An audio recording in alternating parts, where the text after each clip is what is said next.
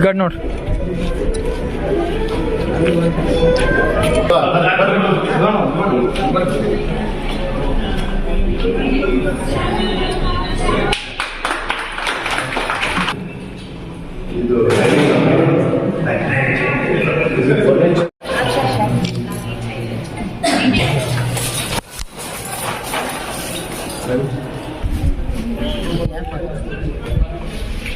ವಿದ್ಯಾರ್ಥಿಗಳು ಎಲ್ಲರೂ ಮತ್ತೊಮ್ಮೆ ಎದ್ದುಕೊಂಡು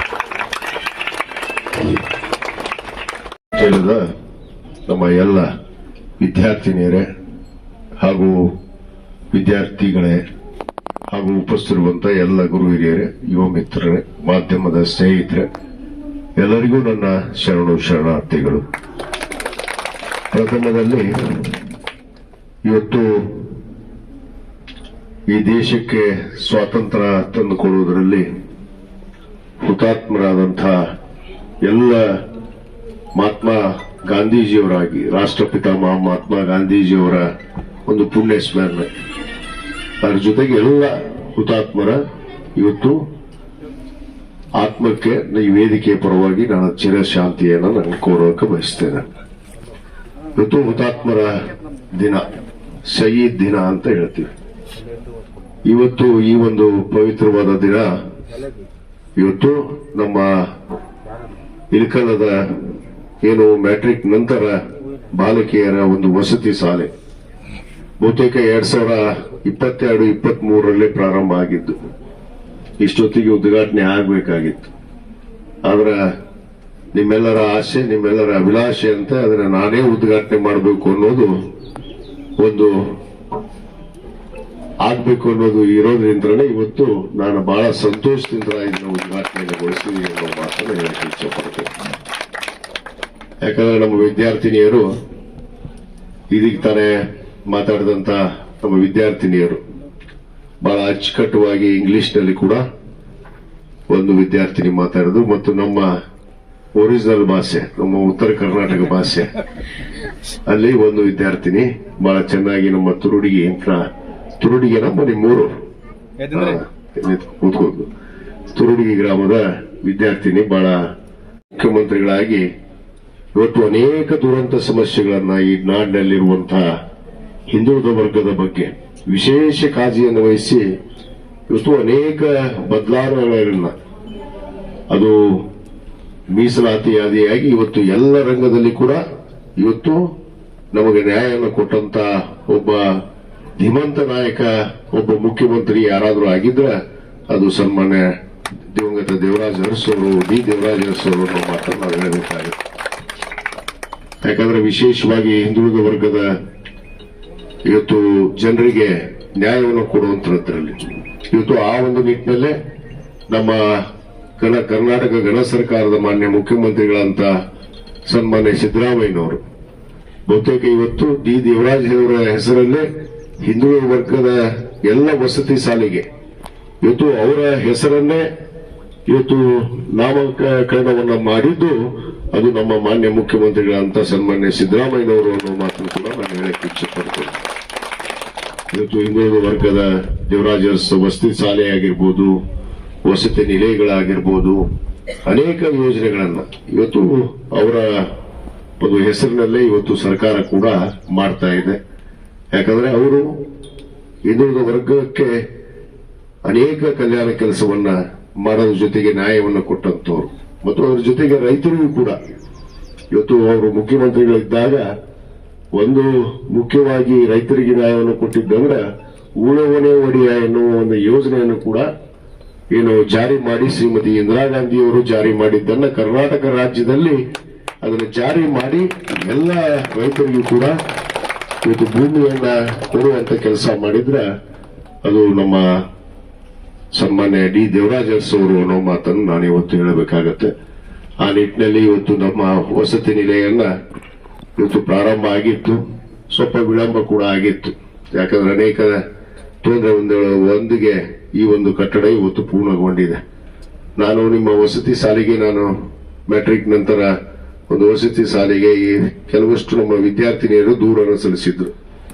ನಾನು ಭೇಟಿ ಕೊಟ್ಟಂತ ಸಂದರ್ಭದಲ್ಲಿ ಅನೇಕ ತೊಂದರೆಗಳಲ್ಲಿ ಇದ್ರು. ಅವರಿಗೆ ಯಾವುದೇ ತೊಂದರೆ ಇವತ್ತು ಸರ್ಕಾರ ಕೊಡ್ಮಾಡ್ತಿರುವಂತಹ ಯೋಜನೆಗಳು ಸಮರ್ಪಕವಾಗಿ ಆ ವಿದ್ಯಾರ್ಥಿನಿಗಳಿಗೆ ಮುಟ್ಟಬೇಕು. ಇವತ್ತು ತಮಗಾಗಿ ಬಡ ವಿದ್ಯಾರ್ಥಿಗಳು ಇವತ್ತು ಶಿಕ್ಷಣವಂತರ ಆಗಬೇಕು, ಶಿಕ್ಷಣವನ್ನು ಪಡಿಬೇಕು, ಅವ್ರಿಗೆ ಯಾವುದೇ ರೀತಿ ತೊಂದರೆ ಆಗದ ಹಾಗೆ ಶಿಕ್ಷಣವನ್ನು ಪಡಿಬೇಕು ಅನ್ನೋ ಉದ್ದೇಶದಿಂದಲೇ ಇವತ್ತು ನಾವು ರಾಜ್ಯದಲ್ಲಿ ಹಿಂದುಳಿದ ವರ್ಗ ಕಲ್ಯಾಣ ಇಲಾಖೆ ಅಂತ ಈ ವಸತಿ ಶಾಲೆ, ವಸತಿ ನಿಲಯಗಳನ್ನ ಇವತ್ತು ನಿರ್ಮಾಣ ಮಾಡುವಂತದ್ದು. ಅದರಲ್ಲಿ ತೊಂದರೆಗಳು ತಮಗಿದ್ದು ಅನ್ನೋದು ನನ್ನ ಗಮನಕ್ಕೆ ಬಂದಾಗ ನಾನು ಖುದ್ದಾಗಿ ನಮ್ಮ ಇಲಾಖೆಯ ಅಧಿಕಾರಿಗಳೊಂದು ಬಂದು ಅನೇಕ ತೊಂದರೆಗಳನ್ನ ನಿವಾರಣೆಯನ್ನ ಮಾಡುವಂತ ಪ್ರಯತ್ನ ಕೂಡ ನಾನು ಮಾಡಿದ್ದೆ. ಆವಾಗ ನಾನು ಮಾತು ಕೊಟ್ಟಿದ್ದೆ, ನಿಮಗಾಗಿ ಒಂದು ವಸತಿ ಶಾಲೆ ಒಂದು ತಯಾರಾಗ್ತಾ ಇದೆ, ಬರೋ ದಿನಗಳಲ್ಲಿ ಬೇಗನೆ ಅದಕ್ಕೆ ಮುಗಿಸ್ಕೊಡುವಂತ ಕೆಲಸ ಮಾಡ್ತೀವಿ ಅಂತ ಹೇಳಿದ್ವಿ. ಆ ಪ್ರಕಾರ ನಮ್ಮ ಇಲಾಖೆಯ ಅಧಿಕಾರಿಗಳು, ನಮ್ಮ ಅಭಿಯಂತರು ಕೂಡ ಬಹಳ ಒಂದು ಗೌರವವನ್ನ ಇಟ್ಕೊಂಡು ಆ ಒಂದು ಕಾಮಗಾರಿಯನ್ನ ಇವತ್ತು ಪೂರ್ಣಗೊಳಿಸಿದ್ದಾರೆ. ಮತ್ತು ಕಾಂಪೌಂಡ್ ಕೂಡ ಇರಲಿಲ್ಲ, ಆ ಕಾಂಪೌಂಡ್ ಅನ್ನು ಕೂಡ ನಾವು ನಿರ್ಮಾಣ ಮಾಡಬೇಕು ಅಂತ ಬಂದಾಗ, ಯಾಕಂದ್ರೆ ನಮ್ಮ ಬಾಲಕಿಯರು ಇರುವಂತಹ ವಸತಿ ನಿಲಯ ಅಲ್ಲಿ ಎಲ್ಲ ಸುರಕ್ಷತೆ ಅವಶ್ಯಕತೆ ಇದೆ, ಅದಕ್ಕೆ ಸ್ವಲ್ಪ ತಡ ಆಯ್ತು. ಇಲ್ಲಾಂದ್ರೆ ಇಷ್ಟೊತ್ತಿಗೆ ನಾವು ಉದ್ಘಾಟನೆ ಮಾಡಿಬಿಡ್ತಿದ್ವಿ. ಆ ಕಾಂಪೌಂಡ್ ನಿರ್ಮಾಣ ಆದ್ಮೇಲೆ ಇವತ್ತು ಉದ್ಘಾಟನೆ ಮಾಡೋಣ ಅನ್ನೋ ಮಾತನ್ನು ನಾನು ಇಲಾಖೆಯವರಿಗೆ ಹೇಳಿದ ಕಾರಣ ಇವತ್ತು ಕಾಂಪೌಂಡ್ ಕೂಡ ಅದಕ್ಕೆ ಅನುದಾನ ಇನ್ನೂ ಮಂಜೂರಾತಿ ಆಗಿಲ್ಲ. ಆದ್ರೂ ಕೂಡ ಅದನ್ನ ತುರಂತವಾಗಿ ನಾನು ಮಾಡೋದಕ್ಕೆ ಅನುಮತಿಯನ್ನು ಕೊಟ್ಟಿದ್ದೆ. ಆ ಪ್ರಕಾರವಾಗಿ ಆ ಒಂದು ಕಾಂಪೌಂಡ್ ಅನ್ನು ಕೂಡ ನಿರ್ಮಾಣ ಮಾಡಿದ್ದಾರೆ. ಅದು ಮತ್ತೆ ಎಲ್ಲ ಬೇಕಲ್ಲ, ಜಿಗೆಯವ್ರ ಮೇಲೆ ಬಂದಿರ್ತಾರೆ. ಉದ್ಘಾಟನೆಯನ್ನು ನೆರವೇರಿಸಿದ್ದೀವಿ. ಈಗಾಗಲೇ ನಮ್ಮ ವಿಜಯ ಮಾಂತೇಶ್ ಗದ್ದನಿಕೇರಿಯವರು ತಮಗ ಒಂದಿಷ್ಟು ಜವಾಬ್ದಾರಿ ಮಾತುಗಳನ್ನು ಹೇಳಿದ್ದಾರೆ. ಯಾಕಂದ್ರೆ ತಾವು ಹೆಣ್ಣು ಮಕ್ಕಳು, ತಮ್ಮ ಮನೆ ಬಿಟ್ಟು ಬಂದಿರ್ತೀರಿ, ವಿದ್ಯಾಭ್ಯಾಸಕ್ಕಾಗಿ ನಿಮ್ಮ ತಂದೆ ತಾಯಿಯಂದ್ರು ನಿಮ್ಮ ಪಾಲಕರು ಬಹಳಷ್ಟು ವಿಶ್ವಾಸ ಮಾಡಿ ನಮ್ಮ ಮಕ್ಕಳು ವಿದ್ಯಾವಂತರಾಗಲಿ, ಒಳ್ಳೆಯ ಪ್ರಜೆಗಳಾಗಿ ಈ ದೇಶವನ್ನು ಮುನ್ನಡೆಸುವಂತಹ ತಾವು ಪ್ರಜೆಗಳಾಗಬೇಕು ಅನ್ನೋ ಉದ್ದೇಶದಿಂದ ತಮ್ಮ ಕಳಿಸಿರ್ತಾರೆ.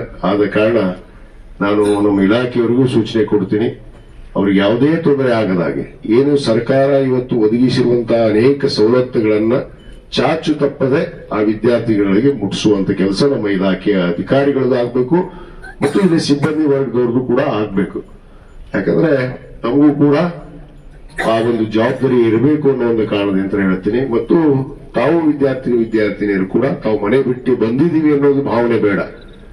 ತಾವು ಒಂದು ಒಳ್ಳೆಯ ವಿದ್ಯಾರ್ಥಿಗಳಾಗಿ ಒಳ್ಳೆ ಶಿಕ್ಷಣವನ್ನು ಪಡೆದು ಈ ದೇಶದ ಈ ದೇಶದ ಮುನ್ನಡೆಸುವಂತ ಪ್ರಜೆಗಳಾಗಿ ಈ ದೇಶವನ್ನು ನಡೆಸುವಂತ ಶಕ್ತಿಯನ್ನ ಹೊಂದುವಂತ ಪ್ರಜೆಗಳಾಗಿ ತಾವು ಹೊರಹೊಮ್ಮಬೇಕು ಅನ್ನೊಂದು ಮಾತನ್ನು ನಾನು ಇವತ್ತು ತಮ್ಮ ವಿದ್ಯಾರ್ಥಿಗಳಿಗೆ ನಾನು ಹೇಳಕ್ಕೆ ಇಚ್ಛೆ ಪಡ್ತೀನಿ.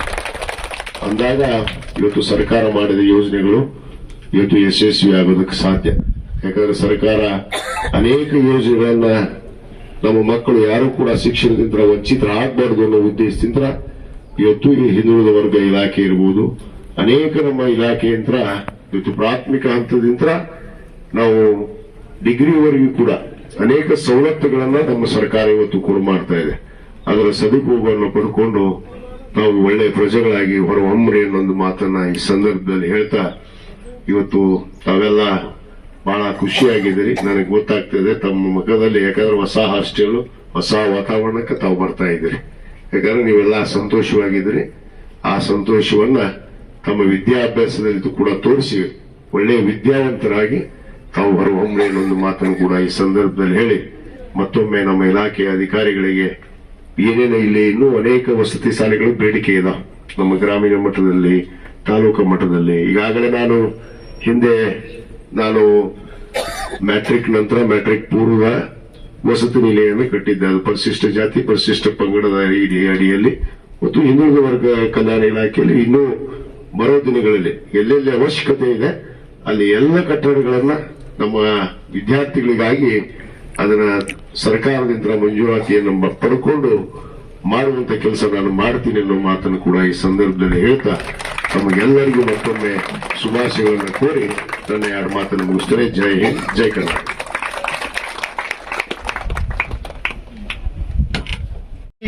ಮಾಡಲಾಗಿದೆ ಸರ್. 2022-23ನೇ ಸಾಲಿನಲ್ಲಿ ಇದಕ್ಕೆ ಚಾಲನೆಯನ್ನು ಸಿಕ್ಕಿತ್ತು ಸರ್. ಅದೇ ರೀತಿಯಾಗಿ ಇಲ್ಲಿ ಒಟ್ಟಾರೆ ನಮಗೆ ಸ್ಟ್ರೆಂತ್ ಎನ್ಹಾನ್ಸ್ ಆಗಿಬಿಟ್ಟು ಇವತ್ತು 125 ವಿದ್ಯಾರ್ಥಿನಿಯರು ಈ ಕಟ್ಟಡದಲ್ಲಿ ವಾಸವಾಗ್ತಾರೆ ಸರ್. ಸರ್, ಈ ಕಟ್ಟಡವು 11,000 ಚದರ ಅಡಿಯಲ್ಲಿ ನಿರ್ಮಾಣವಾಗಿದೆ ಸರ್. ಈ ಕಟ್ಟಡದಲ್ಲಿ ಸುಮಾರು 10 ಕೊಠಡಿಗಳನ್ನ ನಾವು ವಿಶೇಷವಾಗಿ ಮಕ್ಕಳಿಗೆ ಮೀಸಲನ್ನ ಇಟ್ಟಿದ್ದೇವೆ ಸರ್. ಈ ಒಂದು ಕಟ್ಟಡದಲ್ಲಿ ಸೋಲಾರ್ ವ್ಯವಸ್ಥೆ, ಅವರಿಗೆ ಲೈಟಿನ ವ್ಯವಸ್ಥೆ ಹಾಗೂ ಕುಡಿಯುವ ನೀರಿನ ವ್ಯವಸ್ಥೆ, ಪ್ರತಿಯೊಂದು ವ್ಯವಸ್ಥೆಯನ್ನ ಘನ ಸರ್ಕಾರದ ಆದೇಶದಂತೆ ಎಲ್ಲಾ ಮೂಲಭೂತ ಸೌಕರ್ಯಗಳನ್ನು ಒಳಗೊಂಡಿದೆ ಸರ್. ಸರ್, ಈ ಕಟ್ಟಡಕ್ಕೆ ನಾವು ಚಾಲನೆ ಸಿಕ್ಕಾಗ ಹಲವಾರು ಕಠಿಣ ನಮಗೆ ಸಂಗತಿಗಳಿದ್ದು ಸರ್. ಬಿಕಾಸ್ ಬಿಸಿ ಸಾಯಿಲ್ ಇತ್ತು ಹಾಗೂ ಕಾಂಪೌಂಡ್ ಇರಲಿಲ್ಲ ಸರ್. ತಾವು ನಿರ್ದೇಶನ ನೀಡಿದಂತೆ ಸರ್, ತಮ್ಮ ಒಂದು ಸಹಕಾರದಿಂದ ಇವತ್ತು ನಮ್ಮ ಒಂದು ವಿದ್ಯಾರ್ಥಿನಿಯರ ಸುರಕ್ಷತೆಗಾಗಿ ವಿಶೇಷವಾಗಿ ಈ ಕಟ್ಟಡದ ಎಸ್ಟಿಮೇಟ್ ಅಲ್ಲಿ ಇಲ್ಲದಿದ್ದರೂ ಸಹ ತಾವು ಮಾರ್ಗದರ್ಶನ ನೀಡಿದ ಹಾಗೆ ನಾವು ಈ ಒಂದು ಕಟ್ಟಡಕ್ಕೆ ಕಾಂಪೌಂಡ್ ಸಹ ನಿರ್ಮಿತವಾಗಿದೆ ಸರ್. ಇದಕ್ಕೆ ನಮ್ಮ ಇಲಾಖೆ ಪರವಾಗಿ ತಮಗೆ ನಾವು ಚಿರುಮಣಿಯಾಗಿರ್ತೇವೆ ಸರ್. ಹಾಗೂ ಎಲ್ಲ ವಿದ್ಯಾರ್ಥಿನಿಯರಿಗೆ ಸರ್, ಈ ಒಂದು ಕಟ್ಟಡದಲ್ಲಿ ಇಲಾಖೆಯಿಂದ ಬರುವಂತಹ ಪ್ರತಿಯೊಂದು ಸೌಲಭ್ಯಗಳನ್ನ ನಾವು ಮಕ್ಕಳಿಗೆ ನೀಡ್ತಾ ಇದ್ದೇವೆ ಸರ್. ನಮ್ಮ ಇಲಾಖೆ ಪರವಾಗಿ ಈ ಒಂದು ಕಟ್ಟಡ ನಮ್ಮ ವಿದ್ಯಾರ್ಥಿನಿಯರು ಹಲವಾರು ಸಮಸ್ಯೆಗಳನ್ನ ಬಾಡಿಗೆ ಕಟ್ಟಡದಲ್ಲಿ ಕಷ್ಟಪಟ್ಟು ಅಲ್ಲಿ ಇದ್ರು ಸರ್. ಈಗ ಒಂದು ಸ್ವಂತ ಕಟ್ಟಡ ತಮ್ಮ ಒಂದು ಸಹಕಾರದಿಂದ ನಮಗೆ ಸಿಕ್ಕಿದೆ ಸರ್. ಈ ಒಂದು ವಸತಿ ನಿಲಯದಲ್ಲಿ ನಮ್ಮ ಮಕ್ಕಳು ತಮ್ಮ ಭವಿಷ್ಯನ ರೂಪಿಸಿಕೊಳ್ಳಕ್ಕೆ ಸತತವಾಗಿ ಶೈಕ್ಷಣಿಕವಾಗಿ, ಸಾಮಾಜಿಕವಾಗಿ, ಆರ್ಥಿಕವಾಗಿ ನಮಗೂ ಪ್ರತಿಯೊಂದು ಹಂತದಲ್ಲಿ ಇದು ಬಹಳ ಉಪಯುಕ್ತವಾಗುತ್ತೆ ಅಂತ ನಾನು ಈ 2 ಮಾತುಗಳನ್ನ ತಮ್ಮಲ್ಲಿ ಆಧಾರಪಡಿಸುತ್ತಾ ನನ್ನ ಸ್ವಾಗತ ಮಾತನ್ನು ಮುಗಿಸ್ತೇನೆ ಸರ್. ಧನ್ಯವಾದ.